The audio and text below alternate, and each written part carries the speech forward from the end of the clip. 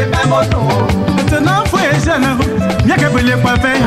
Ça fait pas on peut faire pour soi, mais dis et pour peler où. Vous partez, pensons pas pour bien le petit boulot. Vous êtes du même monde, les bouger pas mon nom. Ah, mais bien, chérie, voilà, yé où. Et dis le où. Y'a pas no, voilà, yé. Ah, mais je l'homme, voilà, yé où. Et dis le où. Y'a pas no, voilà, yé. Ah, c'est j'y vais, voilà, yé où. Et dis le où. Y'a pas no, voilà, yé où. Y'a pas de maison, voilà, yé où. Mais non, les qui. Ouais, ça bien bilé. Y'a bien les envies que voilà, yé où. Mais non, les cailles. Ouais, ça bien bilé. Ça commence même à parler où. Yeah, j'ai dit m'a parlé. Y'a plus comment m'a parlé.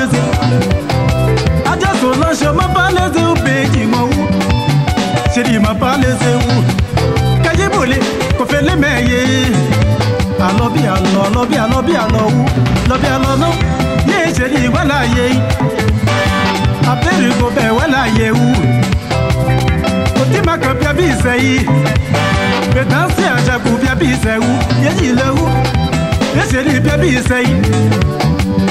La tâche à chez mes comment où, y'a pas de faire mes comment où, ma c'est pas dit, à ne pas t'en courir mes comment où, Abidjan les mes comment où, ma c'est pas dit, alors bien, alors bien, alors bien, alors où, alors bien, alors non, y'a c'est rien, voilà, y'a où, dès qu'il y a dans ce mes comment où.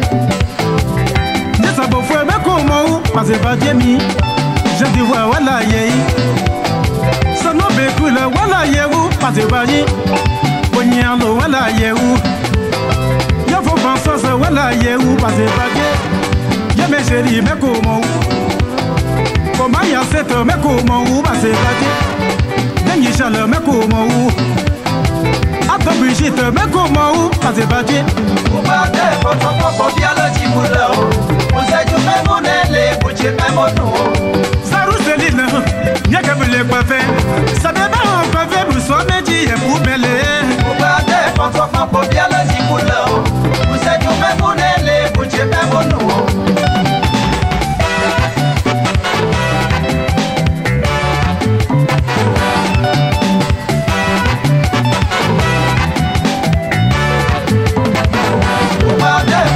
Pour bien le petit boulot.